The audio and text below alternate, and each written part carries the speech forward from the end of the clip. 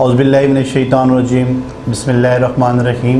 السلام علیکم ناظرین، پروگرام حالات حاضرہ میں میں ہوں آپ کا میزبان سہیل مغل، اور ہمارے ساتھ موجود ہیں آزاد کشمیر کے سینئر صحافی تجزیہ نگار جناب جاوید اقبال ہاشمی صاحب۔ ناظرین، آج ہم اپنے پروگرام میں بات کریں گے کہ وزیر اعظم آزاد کشمیر چودھری انوار الحق وادی نیلم کے دورہ پہ ہیں، ان کی مصروفیات کیوں ہوں گی، کن تقریبات سے خطابات کریں گے، اور دیگر جو امور ہیں ہمارے پاس ان میں آزاد کشمیر کے جو سرکاری ملازمین ہیں ان کو کیا مسائل درپیش ہیں، آج ہم ان پہ بات کریں گے۔ تو میں سب سے پہلے جناب جاوید اقبال ہاشمی صاحب آپ سے یہ پوچھنا چاہوں گا، بتائیے گا کہ ہزاروں مستقل اسامیوں پہ جو عارضی ملازمین تعینات ہیں، تنخواہوں کے جو مسائل ہیں وہ آج تک حل نہیں ہو سکے، اور اس حوالے سے ان ہزاروں ملازمین میں جو ہے بے چینی پائی جاتی ہے۔ ان کی تنخواہوں میں کیا چیز جو حائل ہے، رکاوٹ ہے؟ بسم اللہ الرحمن الرحیم۔ بہت شکریہ سہیل صاحب۔ آزاد کشمیر میں ہزاروں ایسے ملازمین موجود ہیں جو مستقل اسامیوں پر تعینات ہیں لیکن ہیں عارضی۔ اس حکومت نے ایک پالیسی بنائی تھی کہ یہ جو عارضی ملازمین ہیں ان کو مستقل کرنے کا پروسیس کیا جائے۔ یہ پروسیس جو ہے نا گزشتہ 1 سال سے جاری ہے، اور حکومت نے پہلے مرحلے میں جو ہے نا وہ ان ملازمین کی 3 مہینے کی توسیع دی تھی تاکہ ان کی تنخواہ ادا ہو سکیں، لیکن درمیان میں یہ ایشو تھوڑا لمبا ہو گیا۔ جنگلات اور صحت کے ملازمین اور سیکریٹریٹ کے ملازمین نے لمبی ہڑتال کی، جس کے بعد حکومت نے ان کی مدت ملازمت میں 30 جون تک توسیع کی تھی۔ 30 جون کے بعد اب یہ اگست گزر چکا ہے، ستمبر شروع ہونے والا ہے، اور ایک دفعہ پھر وہی مسئلہ پیدا ہو گیا ہے کہ وہ جو مستقل کیے جانے کا پروسیس تھا وہ مکمل نہیں ہو سکا، اور اس کے مکمل نہ ہونے کی وجہ سے ان ملازمین کی تنخواہوں کی ادائیگی ایک دفعہ پھر ایشو بن گیا، اور یہ ہزاروں ملازمین جو ہیں تنخواہیں نہ ملنے کی وجہ سے پریشانی کا شکار ہیں۔ لیکن جس ملازم کو ٹائم پر تنخواہ نہ ملے اس کی استعداد کار متاثر ہوتی ہے، وہ جس کام کے لیے رکھا گیا ہے وہ کام بھی یکسوئی کے ساتھ نہیں کر سکتا۔ تو وزیر اعظم آزاد کشمیر سے مؤدبانہ گزارش ہے کہ جناب آپ نے ویسے بھی ان کو تنخواہ دینی ہے، اگر سیدھے طریقے سے نہیں دیں گے تو وہ عدالتوں میں چلے جائیں گے ملازمین، اور پھر عدالت کے حکم پر آپ کو دینی پڑے گی، اور بہتر ہوگا کہ آپ خوش اسلوبی سے یہ معاملہ حل کریں۔ ہڑتال سے پہلے ان لوگوں کو ان کی تنخواہوں کا معاملہ یکسو کریں، ان کی مدت ملازمت میں مزید توسیع کر دیں اور اس کو حتمی کریں۔ یہ جو بہت سارے معاملات ہیں یہ وزیر اعظم سیکریٹریٹ میں رکے ہوئے ہیں وزیر اعظم صاحب کے فائل ورک نہ کرنے کی وجہ سے، تو یہ آپ کی گورننس جو ہے نا متاثر ہو رہی ہے، آپ کی گورننس پر سوال اٹھ رہے ہیں۔ یہ بتائیے گا ہاشمی صاحب کہ یہ کون سی روایت چل پڑی ہے آزاد کشمیر میں؟ حکومت جب تک ملازمین سڑکوں پہ نہ آئیں، عوام سڑکوں پہ نہ آئیں، مسائل حل نہیں ہوتے۔ ضروری ہوتا ہے کہ ملازمین سڑکوں پہ آئیں، وہ شور مچائیں، احتجاج کریں، پھر مسائل حل ہوتے ہیں؟ یہ کیا ہے؟ لمحہ فکریہ ہے، وزیر اعظم کو اس طرف توجہ دینی چاہیے۔ یہ مخلوط حکومت ہے اور یہ سیاسی حکومت ہے۔ سیاسی حکومتوں کو عوام کو ساتھ لے کر چلنا ہوتا ہے، اور عوام کی نبض پر ہاتھ رکھنا ہوتا ہے، عوام کی جذبات کا احساس کرنا ہوتا ہے، اور یہ حکومت جان بوجھ کر بعض اوقات میں سمجھتا ہوں کہ حکومت کے اندر بعض ایسے عناصر موجود ہیں جو جان بوجھ کر ایسا ایشو پیدا کرتے ہیں تاکہ حکومت اور عوام کے درمیان جو ہے وہ بد اعتمادی کی فضا پیدا ہو اور یہ بڑھتی رہے۔ یہ کوئی بڑا اتنا معاملہ نہیں ہے ملازمین کی تنخواہوں کا، جب تک یہ ملازم موجود ہیں اپنی ان اسامیوں پر جن پر حکومت نے ان کو تعینات کر رکھا ہے۔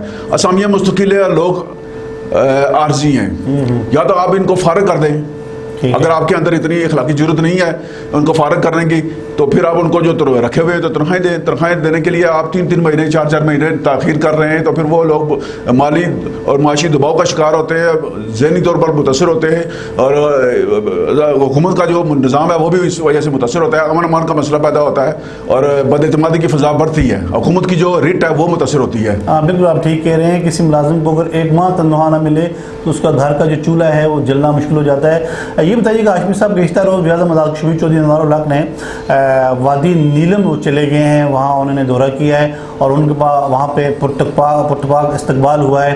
ان کا یہ دورہ لائن آف کنٹرول کے حلقہ میں ہوا ہے۔ ظاہر ہے وہاں پہ تحریک آزاد کشمیر کے حوالے سے تو بات کریں گے، اس دورے کو آپ سیاسی نقطہ نظر سے کس حوالے سے دیکھتے ہیں؟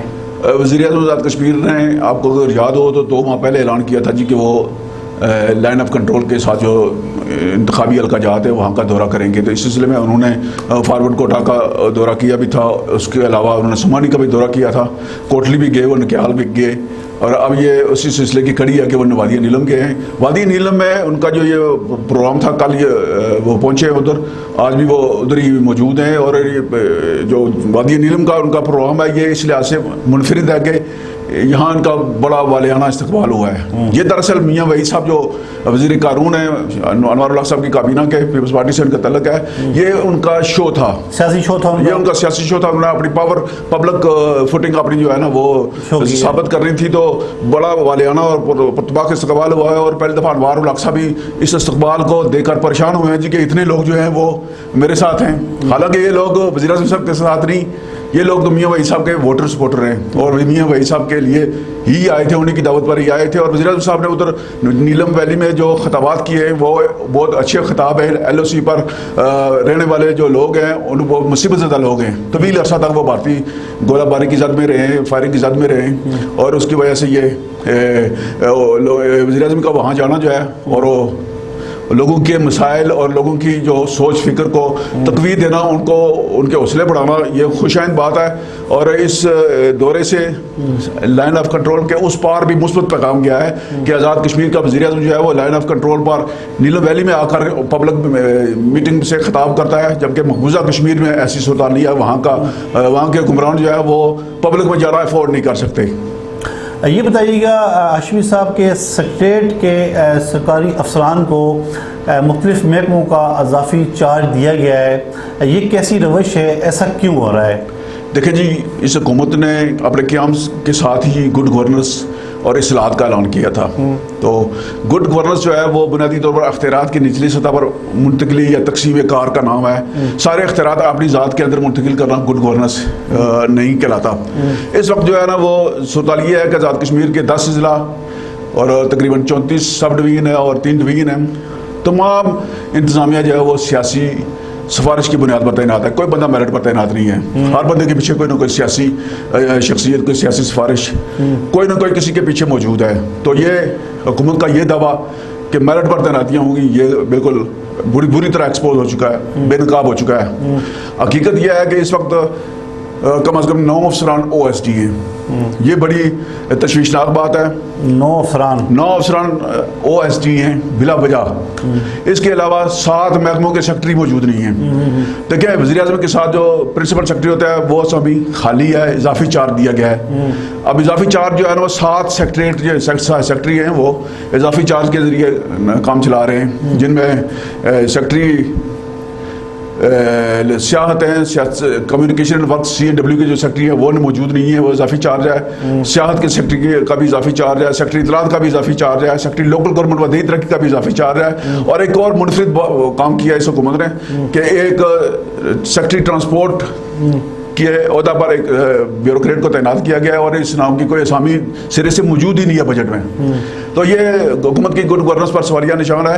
اس کے علاوہ جو پریشان کن صورتحال ہے کہ اتنے بڑی تعداد میں افسران کا او ایس ڈی ہونا اور اضافی چارج کے ذریعے بڑے سیکریٹریٹ جو ہیں ان کا نظام چلانا, یہ گڈ گورننس پر سوالیہ نشان ہے. اس کے علاوہ جو محکمہ پولیس ہے وہ حکومت کی خصوصی توجہ کا منتظر ہے. ایڈیشنل آئی جی کی اسامی طویل عرصہ سے خالی ہے, اس پر ترقیابی نہیں کی جا رہی بلا وجہ. اس کے یہ ہے کہ ہماری پاس جو مبینہ اطلاعات ہیں کہ 2 DIG وزیر اعظم صاحب کے حلقہ انتخاب سے تعلق رکھتے ہیں, اور وہ دونوں نہیں چاہتے کہ کسی کو ایڈیشنل آئی جی ترقیاب کیا جائے, کیونکہ ایڈیشنل آئی جی کے عہدے پر ترقیابی کے لیے جو افیسر اہل ہیں ان کا تعلق کسی چھوٹے قبیلے سے ہے, اور بڑے قبیلے کے جو لوگ ہیں وہ نہیں چاہتے کہ کوئی چھوٹے قبیلے کا آدمی جو ہے وہ ایڈیشنل آئی جی بن کر ان پر حکمرانی کرے. اسی طرح ایس پی بمبر نہیں ہے. ایس پی بمبر کا علاقہ جو ہے انتہائی حساس اور جرائم کے حوالے سے بڑا مشہور ہے. یہاں ایس پی کا نہ ہونا یہ بھی سوالیہ نشان ہے. یہ وزیر اعظم کا علاقہ ہے, وزیر اعظم صاحب اپنے ضلع میں ایس پی کیوں تعینات نہیں کر رہے. اسی طرح ایس پی سیکورٹی اور مظفر آباد یونیورسٹی اور کوٹلی یونیورسٹی میں جو سیکورٹی آفیسر ہیں یہ ایس پی رنگ کے افسر ہوتے ہیں, یہ نہیں ہیں. اینٹی کرپشن میں ایس پی کے 2 اسامیاں خالی ہیں. اسی طرح وزیر اعظم کے ساتھ سیکورٹی افسر جو ہے وہ ایس پی ہوتے ہیں, وہ نہیں ہیں. صدر کے ساتھ سیکورٹی افسر جو ہے وہ نہیں ہے. ڈی ایس پی کی تقریباً 5 اسامیاں خالی ہیں, اور ایس پی کی جو 4 نئی اسامیاں تھیں یہ نئی اسامیاں منظور شدہ ہیں, صرف انتظامی منظوری کے لیے فائل وزیر اعظم صاحب کی ٹیبل پر طویل عرصہ سے جو ہے وہ زیر التوا ہے. تو یہ صورتحال جو ہے نا یہ گڈ گورننس کے برعکس ہے, گڈ گورننس کے دعووں کی نفی کرتی ہے. جناب وزیر اعظم ایک دفعہ ان معاملات پر غور کیجیے گا. بہت شکریہ جناب جاوید اقبال ہاشمی صاحب. ناظرین, آج ہم نے وزیر اعظم آزاد کشمیر کے وادی نیلم کے دورہ کے حوالے سے بات کی اور آزاد کشمیر میں ملازمین کے جو تنخواہوں کے مسائل ہیں ان پہ بات کی, اور جو اضافی چارج سرکاری افسران کو دیا گیا ہے ان پہ بات کی.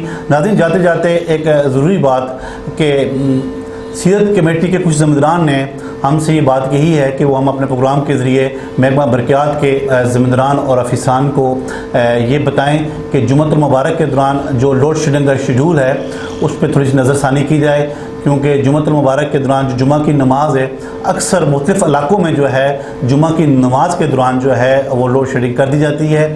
تو ان ذمہ کا کہنا ہے کہ یہ لوڈ شیڈنگ کا یہ جو شیڈول ہے, یہ جمعہ والا دن کا جو شیڈول ہے اس کو کسی اور دن پہ منتقل کیا جائے. بہت شکریہ ناظرین. نئے پروگرام کے ساتھ, نئے موضوعات میں, نئے صلاح کے ساتھ حاضر ہوں گے. تب تک لیجیے اللہ حافظ.